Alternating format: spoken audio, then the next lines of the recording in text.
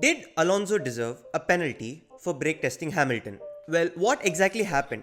Hamilton tried to undercut Alonso in the second set of pit stops. When Alonso came out, Hamilton was very close behind him, and Fernando wanted to get the DRS. So he tried to brake test Hamilton so that Hamilton would go to the DRS detection line first. Unfortunately, Fernando's attempt failed, and Lewis got DRS and made the pass into turn 6.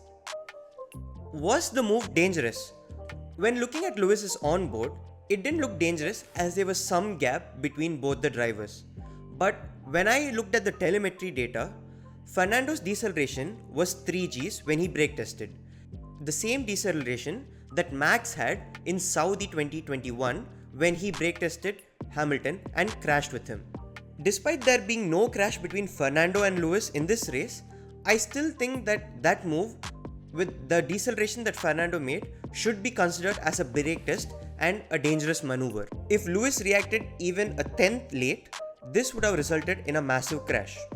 Now some fans argue that Fernando moved wide to the right side of the track, so Lewis should not be following him. But when racing, the driver behind always follows the driver ahead to get the slipstream.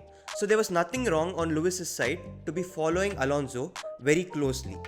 In the past, there have been DRS games played. Leclerc-Verstappen in Saudi in 22 and Hamilton and Alonso in Canada in 2013.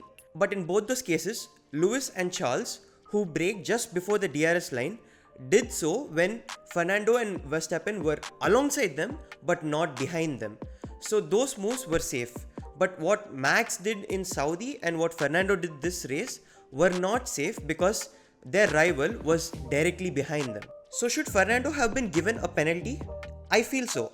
I think a 5-second time penalty would have been a deserved punishment. And it would have made a difference in the championship. Fernando with the penalty would finish 2 places behind and lose 4 points in this race. And that would put him P6 in the Drivers' Championship, behind Leclerc and Lando Norris. So what do you think about this incident? Do you think Fernando should have been given a penalty? Let me know in the comments below.